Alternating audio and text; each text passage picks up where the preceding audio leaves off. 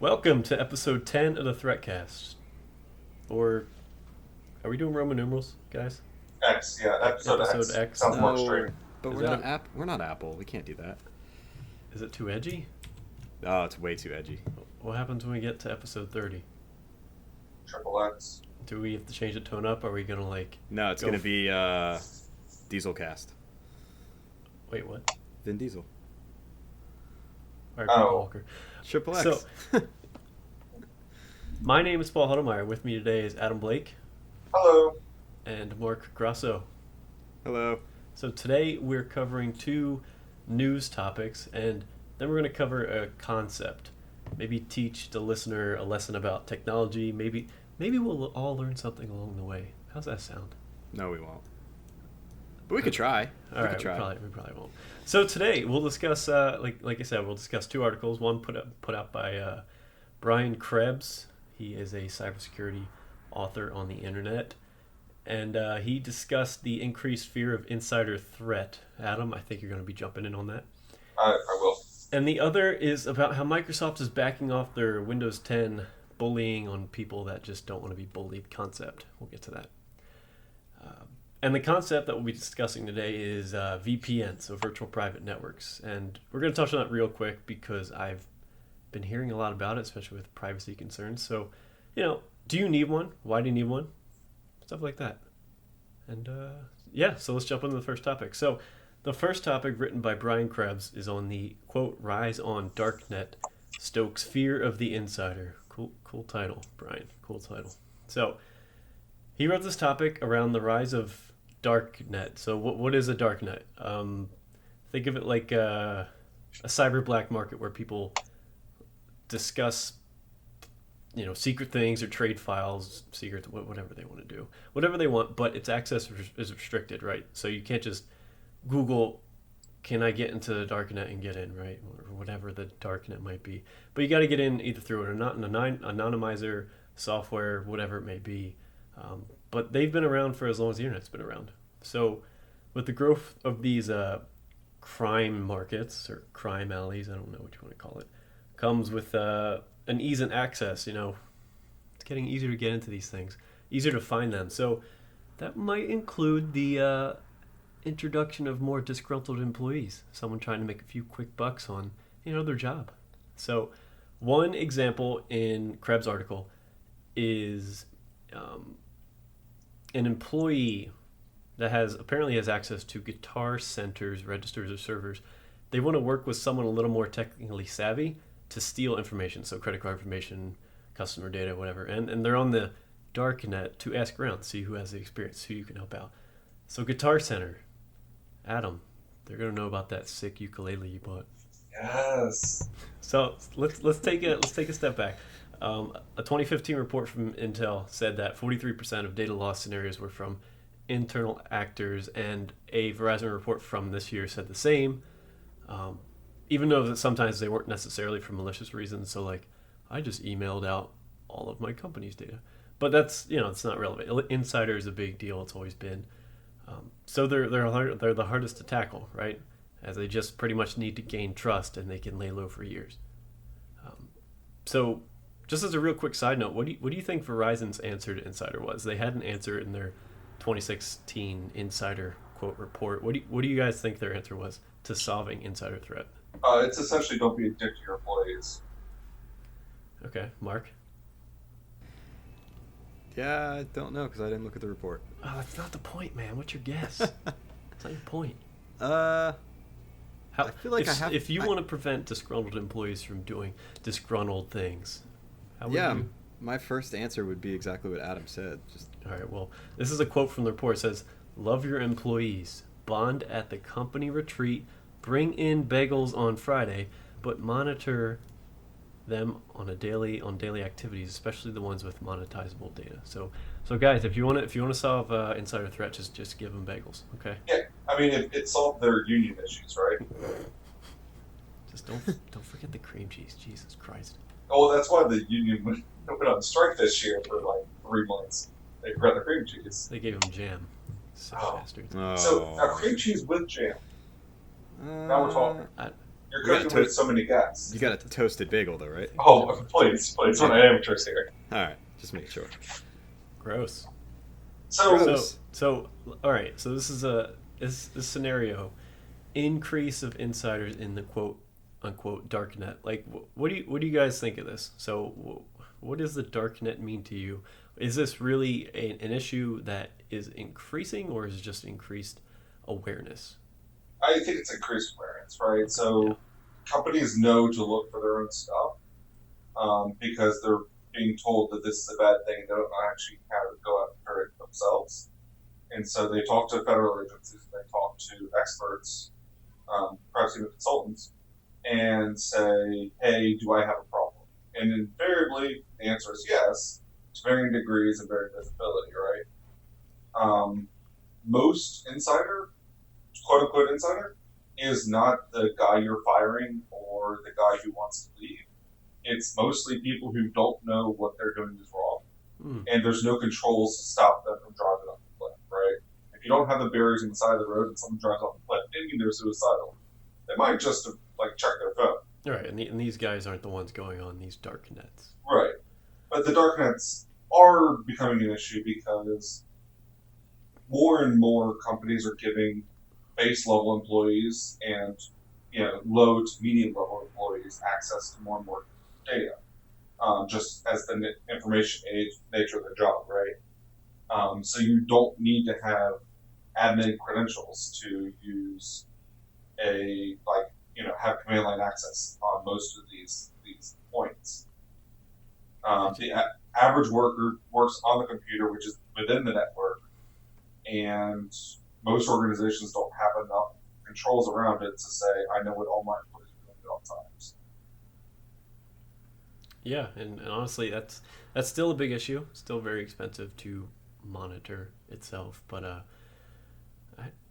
I don't. I'm still getting stuck up. I don't like the word darknet. It kind of cringes me out a little bit.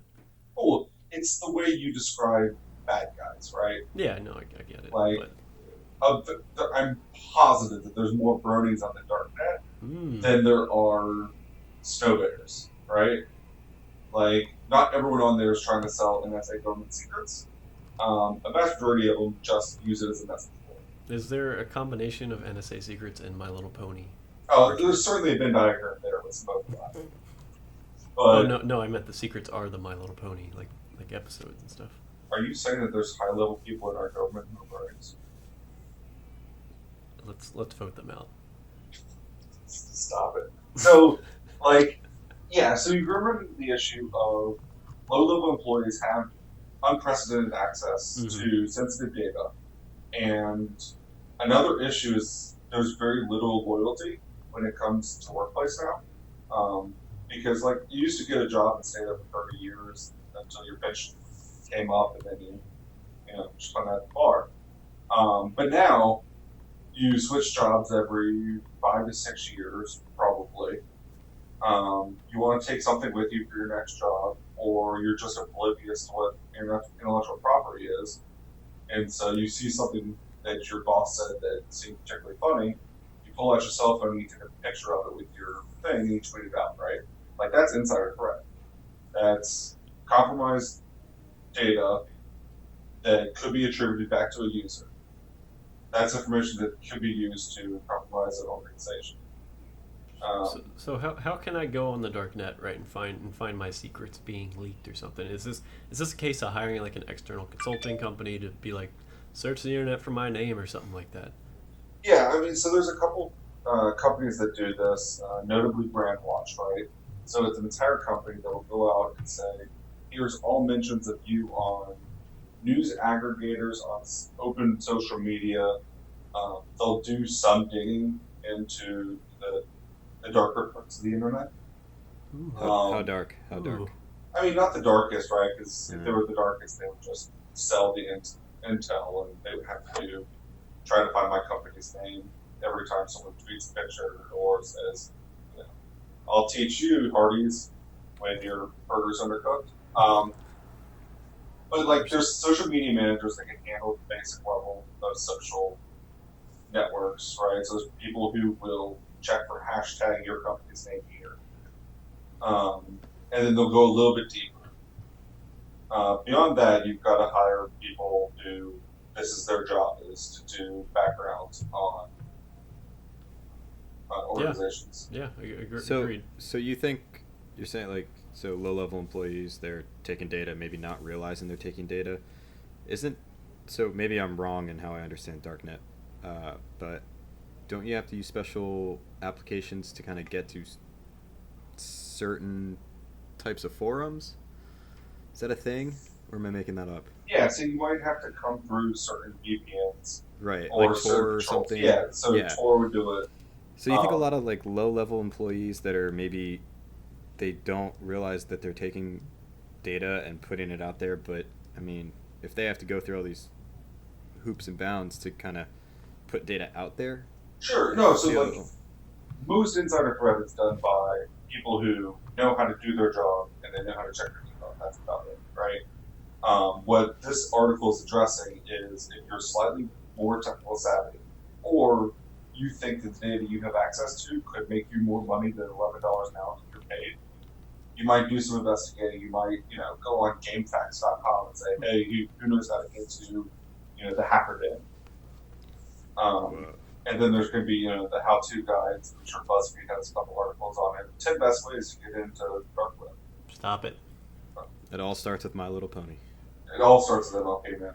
All right. It ends there too. Nothing ends there. It just gets weirder. Let's jump on to the next topic. Sure. So, Microsoft backs off the click the X trick in the Windows 10 upgrade pitch. So let's kind of explain that a little bit. Ever since Windows 10 came into our lives, a specific issue has been plaguing people that just want to stay on Windows 7, 8, or whatever they want. The issue is Windows wants you to download Windows 10, but it's free, bro. Just download it. It'll just take a minute. Everything will be the same. Come on, bro. It used to be cool. Just download it. Yeah, so, but then you'll get tracked. All right. So for notification to download Windows 10, a window prompt will appear to anyone on Windows 7 or 8, pretty much asking the user for authorization to start the install process. The issue is because it's a window and it has the X button in the top right, like most of the, it's a staple of user interface design on pretty much all computing for the last couple decades. For essentially go away, I want to quit this program. It instead, when you click the X button, it authorizes Windows to say, okay, yeah, give me some Windows 10. That's not what X means to me. So this obviously caused a lot of complaints because it doesn't mean that for a lot of other people, but Microsoft has finally heard your cries and is now changing the functionality of the X button to instead say, hey, come back in a few days. I'm okay with you sticking around. Keep being annoying, but come back. I'm just not going to let you do it right now. So Paul. Yeah. Really quick. So are you suggesting X is going to give it to you? Okay, you're cut. Get off the podcast. So if Microsoft was really that, apologetic about this, they'd be rolling back people to whatever version of Windows they'd be allowed to downgrade, right? No, just silence. Just do a little bit of silence, a little bit of control right here, and then eventually it'll be annoying enough where you've clicked X for the 100th time and you're just like, all right, finally, I want to do it. Everything's backed up that needs to be backed up. I'm just gonna take the dive. I mean, this isn't really a solution, right? No. But I guess it solves some problems for some people. I think the whole. Go ahead, Adam. I like the idea of Windows 10. Like, to begin with, it was very disconcerting because, at least for my computer, it said your files are in the same place they've always been, and then it freezes out for like 5 minutes, which makes me think they might be lying to me. But upon further review, my Little Pony videos were in the same place, so that was good. But there's a lot of features in Windows 10 that are good. Like, there's very few that I found that was like, oh, I gotta go back to Windows ME, right? But that should be people's decision. Right. And if you want to say Windows 10 is just a patch for how bad Windows 8 is, or 8.1, then call it that. Don't call it an upgrade. Just say, we're patching it because we're no longer supporting this failed operating system. Yeah, but see it from their side, right? They're giving away Windows 10 for free for everyone. They want people to be aware. Like Grandma Jones down the block, if she sees a pop-up that says, "Hey, Windows 10 is available. You can download it now," and she clicks the X button and it goes away forever, that's a missed opportunity for her to download Windows 10 for free. Now, Grandma Jones probably doesn't care about getting Windows 10, so this probably wouldn't affect her. But there's something to be said about being persistent, saying, "Here's something free. Sure. You sure you want to bypass it?" There's a lot of free stuff on the internet. It doesn't mean you need to download all of it. Agreed. I think a big issue of it. Can. I think a big issue is that Please they're don't. kind of forcing it upon everybody. Yeah. Right. So I think there was an article a couple months ago that came out that said people who basically have like satellite or dial-up internet in, I think it was like Africa or something, right? They ended up hitting no, and it still ended up downloading the whole thing, and you have to pay per byte or Right. per megabyte per download. So they ended up with a huge bill because Windows 10 is 4+ gigs. So that's causing a lot of people a lot of issues, especially if you have a data cap. And just about everybody in Canada, I think, has data caps. A couple places here are having data caps. So the moment you hit that data cap, you're going to owe a whole bunch more money to your ISP. So they're not even giving people the option to, even have Windows 10 be requested to send like a USB drive to them. Yeah. Or like a CD or something. Yeah, and you So are right. go around that. It does preload Windows 10 on. I'm not sure what the requirements are, but it just does like in the background as a Windows update downloads Windows 10 essentially. Yeah, and it's a huge file, so Right. a lot of people are getting hit with that burden of that. Well, now I'm disappointed. Thanks, Microsoft. Yeah, and then you have the people who wear the tinfoil hats that are Oh, they well. say that they're getting tracked by Windows all the time, and they're disabling like the registry keys. Yep. My Microsoft Connect is just watching me eat my dinner and judging me, and then it's going to sell me ads based on what I just ate. Yeah. Waiting, watching, lurking. Wait, so will it sell you My Little Pony while you're dressed up as My Little Pony? I mean, it's gonna overlay My Little Pony costumes onto me while I'm watching TV. So it's like, hey, you like this? While you're watching My Little Pony. We've gone down the dark path here. Maybe a dark net. Net? So, yeah. Any other comments on Windows 10 being a jerk? No, it just seems like another. They were trying to be opportunistic. They got caught doing it. They said, "My bad." They took 2 steps back. Right.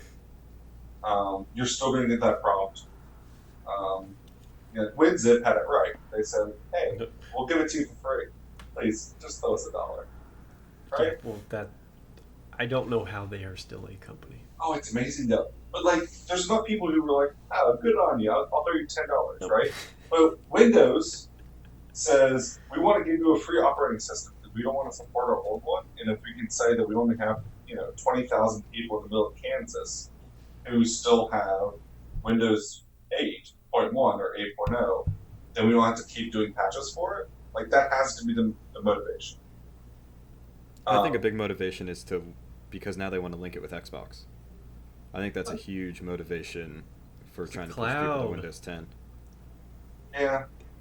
I think it's they want to get their gaming in there too, because you figure anyone who has an Xbox, if they have Windows 10 now and they're forced to it, any game you buy on Xbox soon will work right in the Windows No, Store. it's more than the Xbox. I mean, it's just why they bought LinkedIn. It's like they want to have a conglomerate of data, and they want to make sure that just kind of like what Google does with they know what apps have opened up on Android and stuff like that, right? They want to have all that data available so they can eventually market you things or tailor their app store to your liking or something like that. Well, they do give you that first hit of Windows or Office 365 for free. Yeah. How was that? I mean, my neck's still itching when I withdraw from it, but it's fine. You just gotta open it back up, man. Just put all my stuff in that, so they can recommend people from LinkedIn who might be able to help me with my PowerPoint while I do my BuzzFeed articles.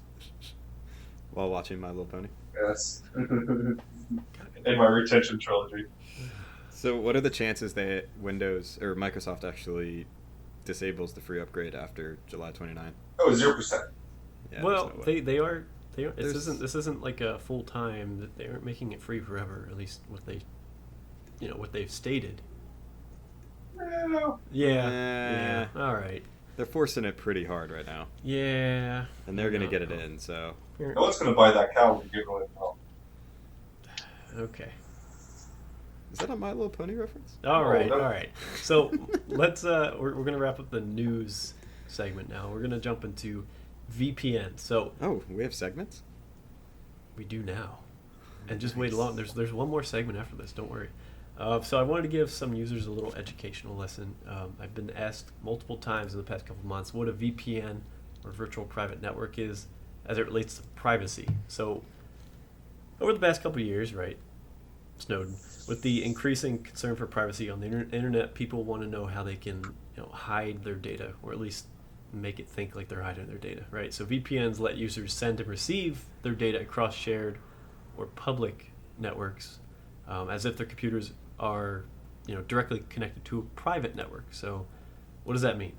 So for this discussion in regards to privacy, a VPN could be utilized to say, hey, VPN providers, where are you at? You're in Brazil, you're in China, you're in whatever. Tell Netflix or Google or whatever that I'm from Germany or France or Russia or whatever is supported by the VPN provider. So you're connecting to a server located in a different country, which then sends your request to your destination. So I'm in the United States, and I'm connected to a VPN that sends me to France, and then France tells Netflix, I want access. So Netflix sends back, okay, here's my French list of movies because it thinks I'm French.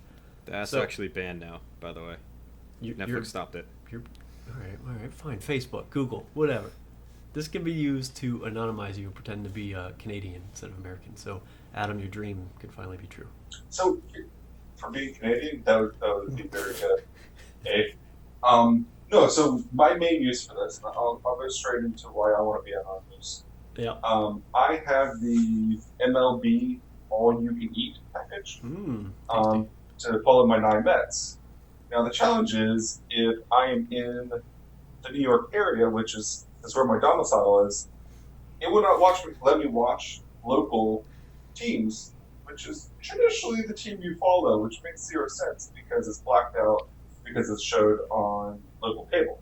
Mm-hmm. So my VPN shows that I am in Iowa because they do not get Mets games routinely.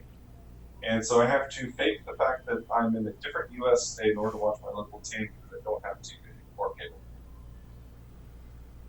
Yeah, it's a good use for it. Right? So alternatively, I cannot spend $100 and just watch it illegally through the same method. Could. But I'm trying to throw the MLB a bone because I hear they're a nonprofit organization who's about to go under.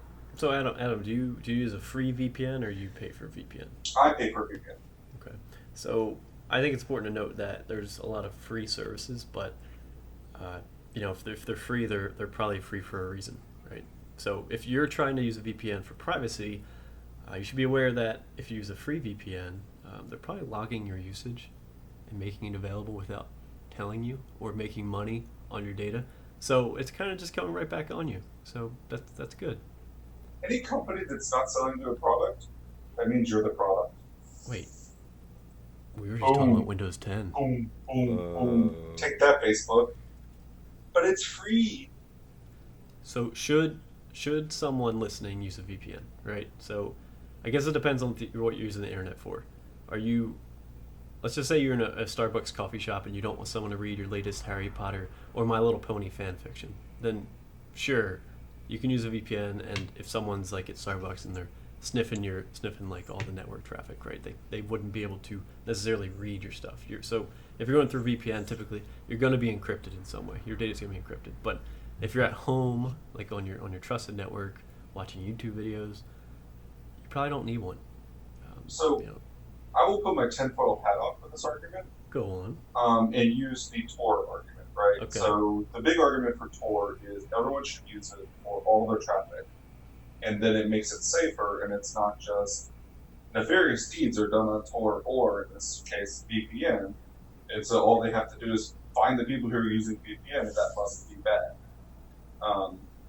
if the goal is for the government and or industry to not be able to monitor everyone's traffic, like your ISPs looking at everything that you have, there is a valid argument, in my opinion, to say that everything you do should go to a VPN whenever possible, and then you're hiding something that may be questionable. Like what? Like going around their controls so that Time Warner Cable can scrape the gum off the bottom of my ship. Like trying to get those My Little Pony episodes you missed.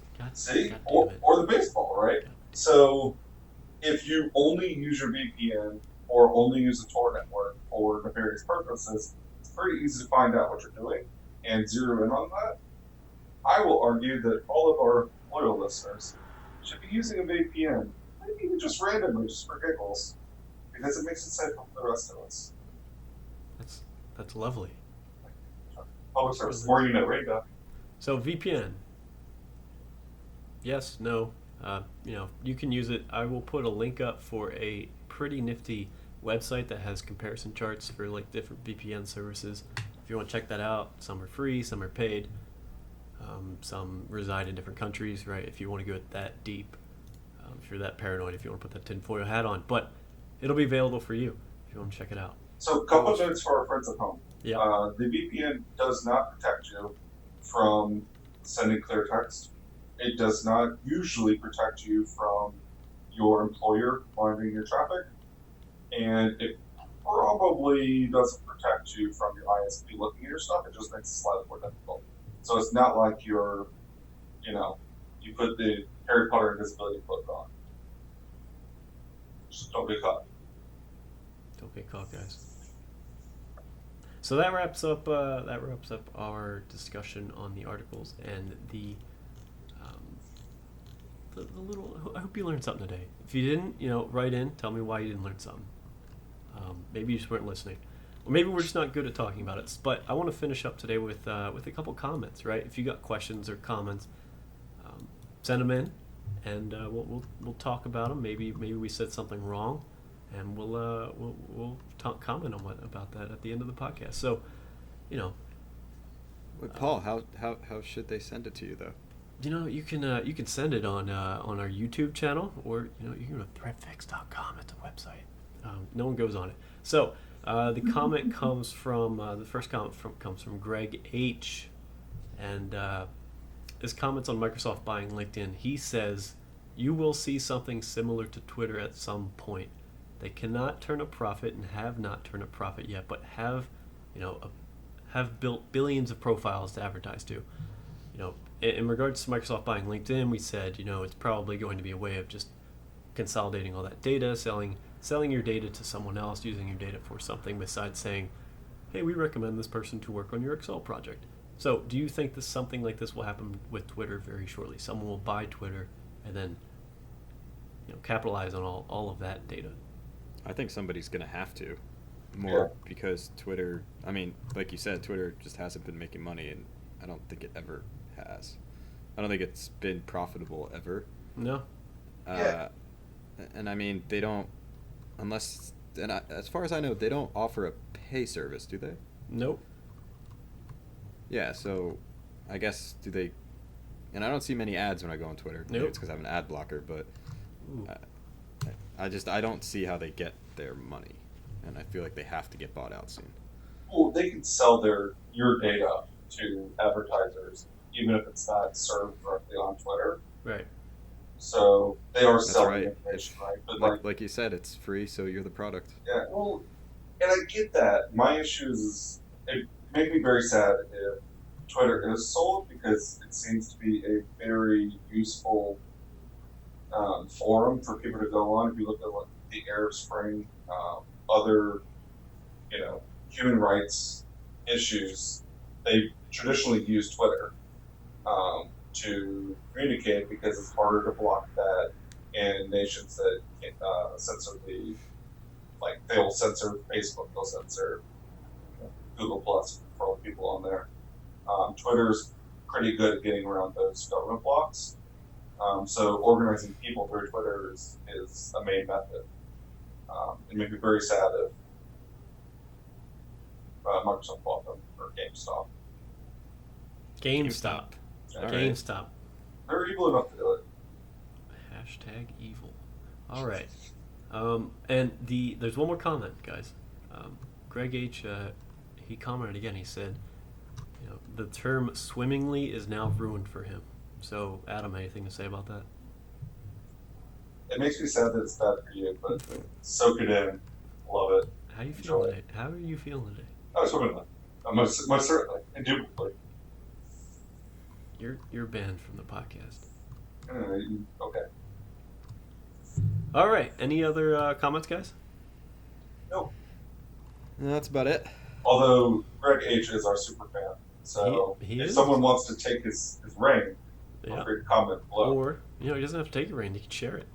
What? You You can't can have share two it. games. You can go on ThreatFix.com. You can comment right on this post. You wanna Or if do you it? don't, it's okay too. But So do we have one active listener then? we're all listening right now, Mark. I'm listening to you. How are you? I'm doing all right. All right, we're gonna wrap up this podcast. Right now. Is it because I'm not doing swimmingly? This was episode. I hate you. This is episode X. Should I just keep swimming? Next one will be XI.